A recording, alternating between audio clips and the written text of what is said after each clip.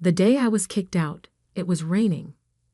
Not the gentle spring rain that nurtures flowers, but the kind that stings your skin and soaks through your clothes in seconds.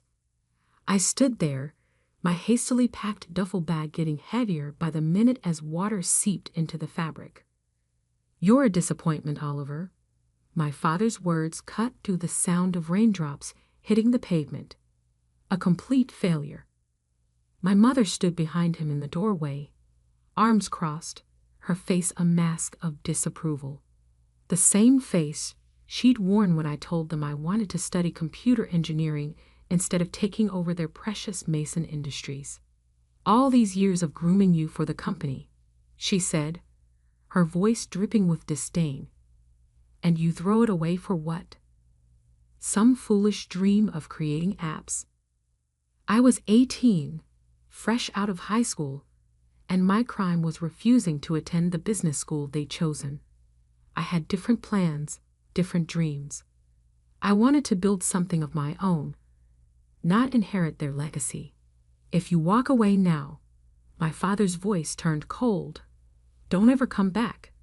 You'll get nothing from us. No support, no inheritance, nothing." I adjusted the strap of my bag and met his gaze. "Fine." That one word seemed to shock them both. They had expected me to break, to give in like I always had before. But something had changed in me. Maybe it was the years of being compared to my perfect older brother James, or maybe it was just time to stop being the person they wanted me to be and start being myself.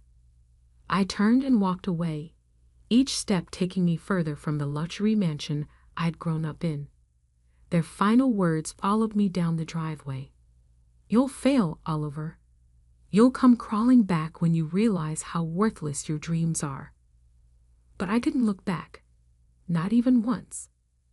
The first few months were exactly as hard as they'd probably hoped. I crashed on my best friend Mike's couch, worked 2 jobs, one at a local electronics store during the day and delivering pizzas at night. Every spare moment was spent learning, coding, developing my skills. Mike's tiny apartment became my sanctuary. While my family attended galas and business functions, I sat cross-legged on a worn-out couch, surrounded by programming books and energy drink cans, my laptop balanced precariously on my knees. "You're insane, man," Mike would say, watching me code until sunrise. But the good kind of insane. He didn't understand the technical aspects of what I was building, but he understood drive. He understood the need to prove yourself. 6 months in, I had my first breakthrough. A small app I developed caught the attention of a local tech startup. They didn't offer me millions, but they offered something more valuable, a chance. A junior developer position with flexible hours so I could continue working on my own projects. I took it without hesitation. My family's company, Mason Industries, was all about traditional manufacturing, tools, machinery, the kind of business that had made my grandfather rich in the 1960s. They couldn't understand why anyone would want to work with invisible products like software and apps. But I saw the future. While they were stuck in their old ways, I was learning about artificial intelligence, blockchain, and the endless possibilities of the digital age. 1 year turned into 2, then 3.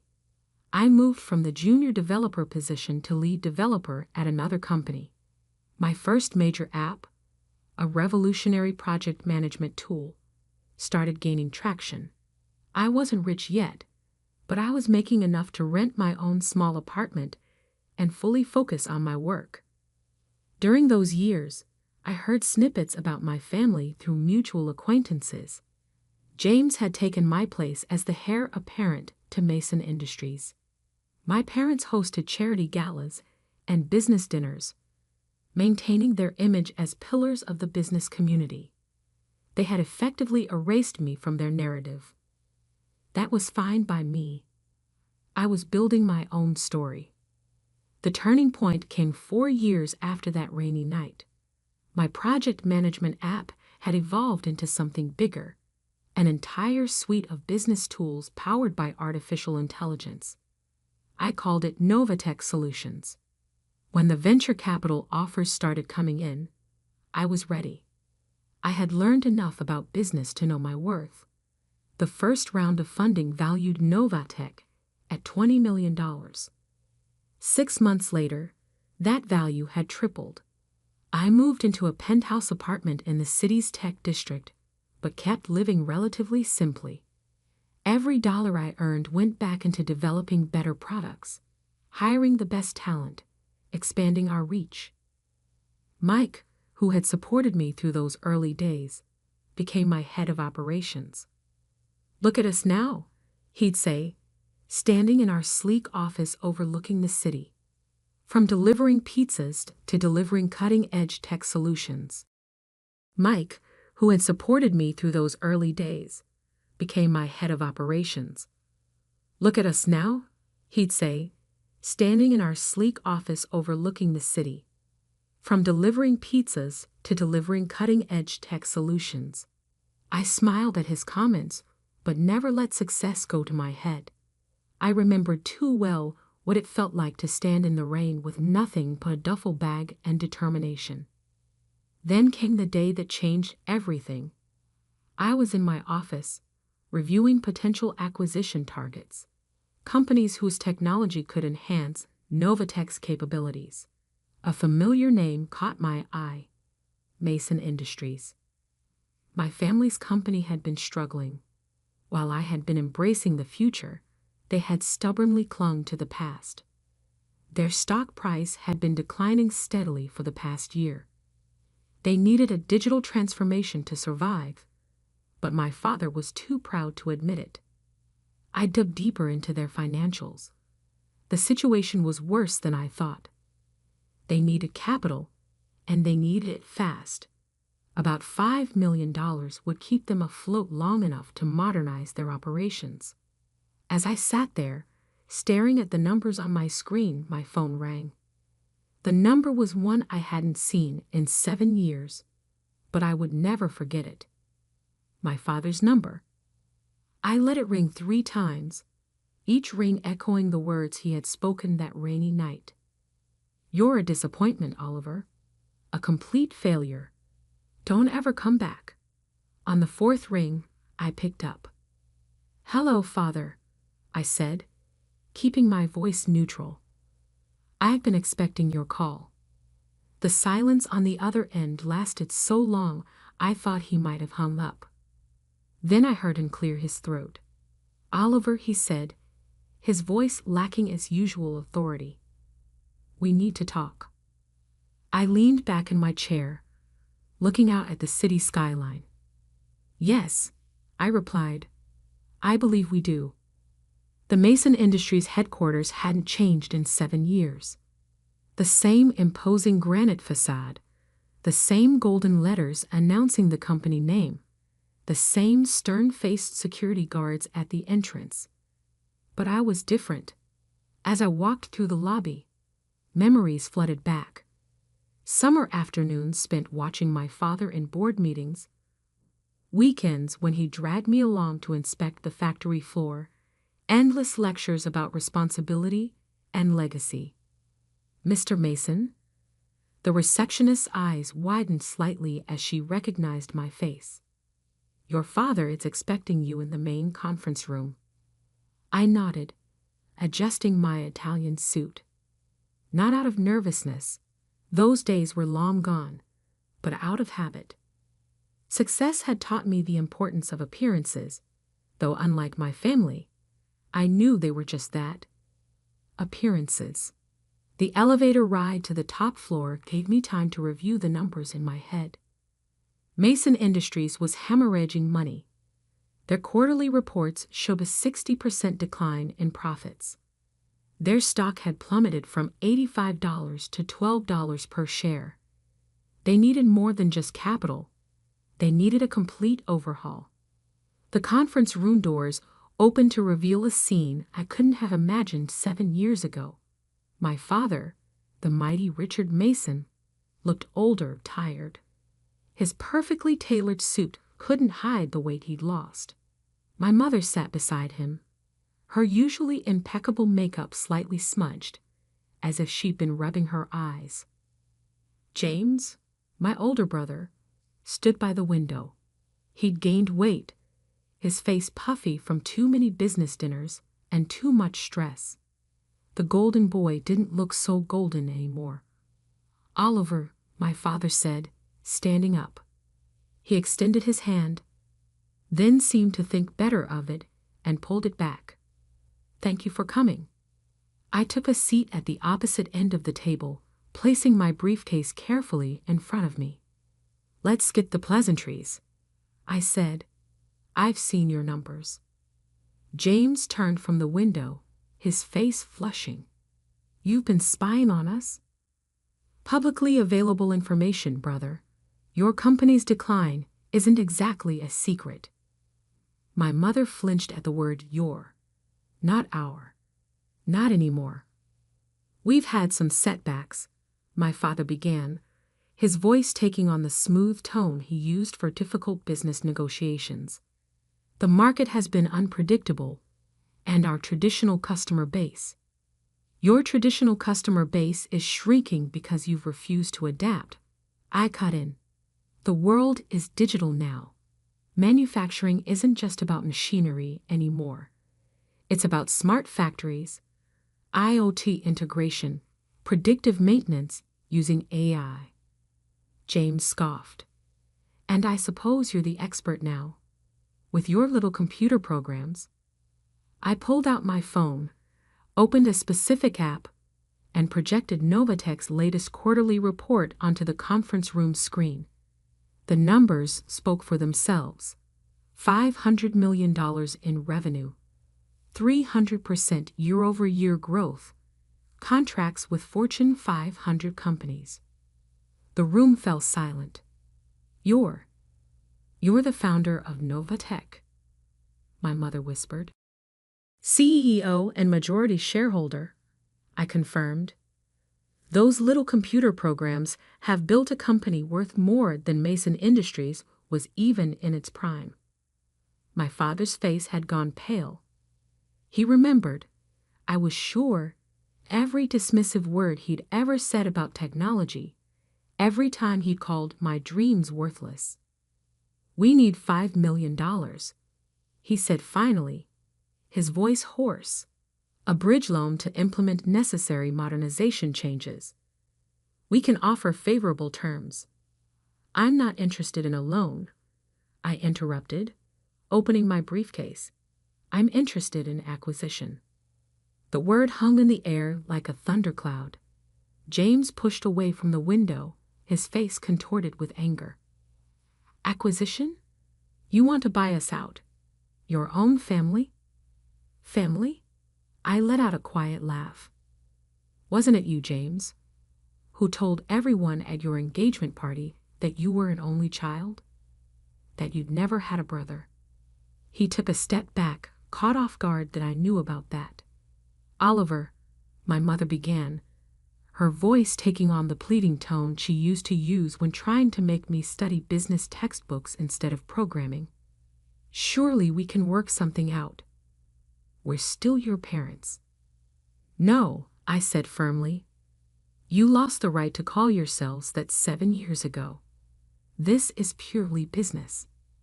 I pulled out a thick contract from my briefcase and placed it on the table.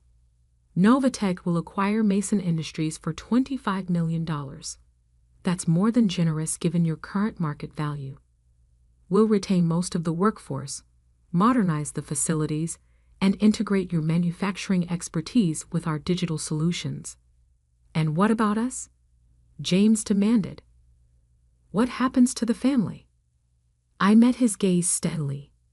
"You'll be offered a position in the newly formed division, a junior position where you'll have to earn any promotions based on merit, not bloodline. Father can serve as an advisor during the transition, after which he'll retire with a comfortable pension. Mother's social connections might be useful for client relations, But that's up to her.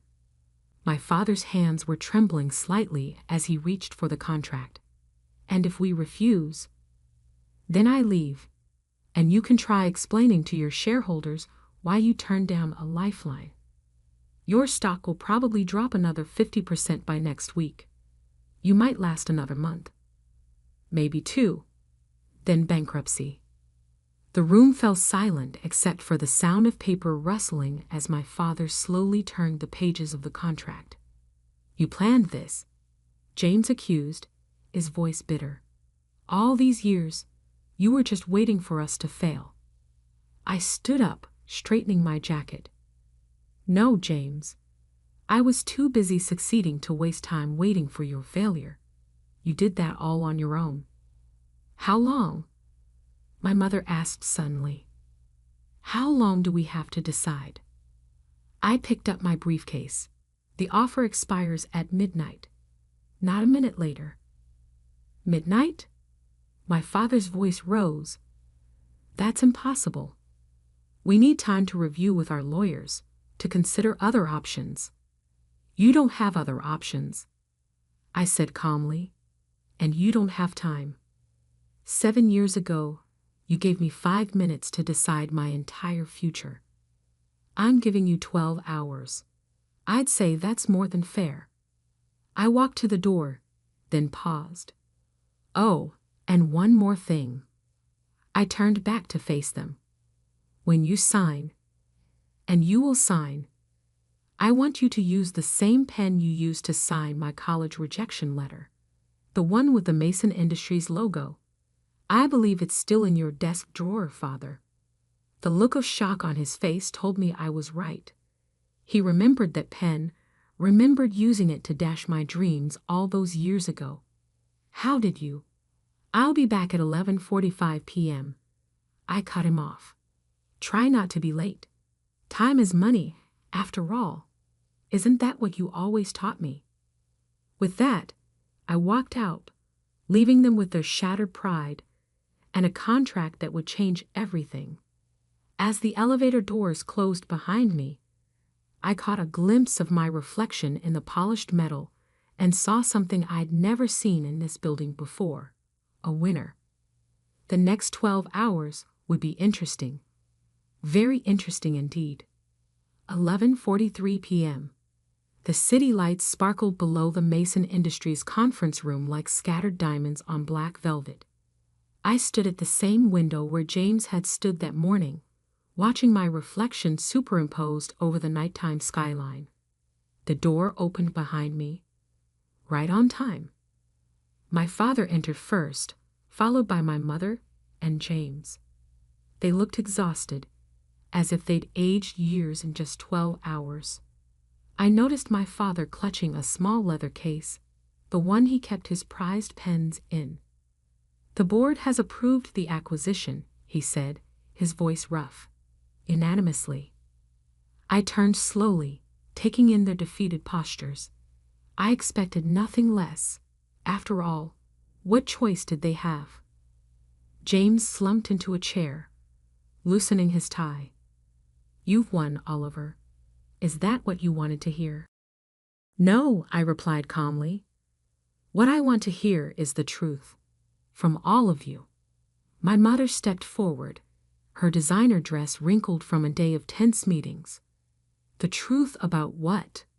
About why you really pushed me away. It wasn't just about the business school, was it? The silence that followed was heavy with unspoken words. Finally, my father sighed, suddenly looking every one of his 65 years. You were too much like him, he said quietly. Like your grandfather. That wasn't what I'd expected. Grandfather? The one who started Mason Industries. My father nodded, sinking into a chair. Harold Mason was a visionary. He saw the future coming before anyone else. In the 1960s, when everyone was doing things the old way, he modernized, automated, took risks. The board thought he was crazy. Even his own father called him a fool. He pulled out the pen case, opening it with trembling fingers. But he proved them all wrong. built this company from nothing into an empire. And you, he looked up at me. You have that same look in your eyes, that same drive. It terrified me. Because you're not like him, I finished, understanding dawning. You're a maintainer, not a builder. You wanted the company to stay exactly as it was when you inherited it. I wanted stability, he whispered. Safety. When you started talking about technology, about changing everything, I saw my father in you. And I remembered how scared I was every time he took another risk, launched another venture. My mother touched his shoulder gently. We thought we were protecting you, Oliver. And James was more like your father. Cautious, reliable, boring. James interjected with a bitter laugh. That's what you mean, isn't it? I was the safe choice, the one who wouldn't rock the boat. I walked to the conference table, spreading my hands on its polished surface. And now look where we are. The safe choice led straight to bankruptcy. The crazy dreamer built a tech empire. We were wrong, my father said, and the words seemed to physically pain him. About everything, about you. He opened the pen case and removed the Mason Industries pen, the same one he'd used to reject my college plans 7 years ago. The gold logo caught the light as he placed it on the contract. Before I sign this, he said, I need to know what really happened after that night. How did you do it? I sat down across from him, feeling an unexpected urge to finally tell my story. The first few months were hell. Worked 2 jobs, lived on Mike's couch, coded until my eyes burned. But I had something you never gave me at home. Freedom to fail. Freedom to fail, my mother echoed. Yes, because when you're already at rock bottom, when your own family has written you off as worthless, there's no pressure. Every small success is a victory. Every failure is just another lesson. I pulled out my phone, showing them the first version of what would become Novatech's flagship product. This was my first app. Buggy, ugly, barely functional. But it worked, and each version got better. James leaned forward, actually interested for the first time. And the venture capital. How did you convince them to invest? I didn't. I smiled. They convinced me. By then, I had paying customers, proven technology. I didn't need their money. They needed my innovation, just like Mason Industries needs it now. My father picked up the pen, its weight seemingly greater than he remembered. And after we sign, what happens to us really? Exactly what I said this morning. James gets a fresh start, learning the business from the ground up. Mother can maintain the social connections that bring in clients. And you, father, yes, you get to watch your company become what it should have been all along, what grandfather would have wanted it to be. He pressed the pen to paper, then hesitated. Why didn't you just let us fail? You had every right to. Because that's not what successful people do, I replied. They don't destroy. They transform. They don't settle scores. They create opportunities. Everything you taught me about business was wrong, but everything grandfather built still has value. It just needs to evolve. 11:59 p.m. The scratch of the pen on paper was the only sound in the room as my father signed away his company. My mother wiped away tears as she added her signature. James, surprisingly, signed without hesitation. As I reached for the contract, my father grabbed my wrist. Not roughly, but with an urgency I hadn't seen from him before. Oliver, he said, his voice cracking. I'm sorry. For everything. I looked into his eyes, the same eyes that had once looked at me with such disappointment, and saw something new there. Respect. maybe even a glimmer of pride. "I know," I said softly, taking the contract. "But it's not me you need to apologize to. It's yourself, for being too afraid to embrace change. For letting fear of failure stop you from trying anything new. Can you ever forgive us?" my mother asked. I stood, tucking the contract into my briefcase. "I forgave you years ago. That's why I'm here now, saving what's left of Mason Industries instead of watching it crumble." "And us?" James asked. Can we be a family again?" "That depends," I replied. "Are you ready to be part of a family where success isn't measured by how well you maintain the status quo, but by how bravely you face the future?" One by one they nodded. "Then yes, we can try. Not as the Masons who kicked out their son for daring to dream differently, but as the Masons who learned that true legacy isn't about preserving the past. It's about building the future." I walked to the door, then turned back one last time. "Board meeting tomorrow at 9 a.m. Don't be late. We have a company to rebuild." As I rode the elevator down to the lobby, I thought about that rainy night 7 years ago. The scared 18-year-old with a duffel bag and a dream. If someone had told him that one day he'd own the building he was being kicked out of, he probably wouldn't have believed it. But that's the thing about dreams. They don't need anyone's permission to come true. They just need someone brave enough to chase them. Mike was waiting in my car outside. "How'd it go, boss?" I showed him the signed contract. Mason Industries is now part of Nova Tech Solutions. He grinned. "And the family drama?" "That's a work in progress," I replied, looking up at the building that would now be part of my company. But for the first time in 7 years, it feels like there might actually be progress. "Just remember," Mike said as we pulled away from the curb, "no matter what happens with them, you've already proven yourself. To yourself, and that's what matters." I nodded, watching Mason Industries shrink in the rearview mirror. He was right. Success wasn't about proving my parents wrong. It was about proving myself right. Everything else was just details. Tomorrow would bring new challenges. Integrating the companies, modernizing the facilities, rebuilding family relationships. But I was ready for all of it. After all, I was Oliver Mason, the failure who succeeded, the reject who returned victorious, the son who surpassed his father's dreams by daring to dream his own. And this was just the beginning.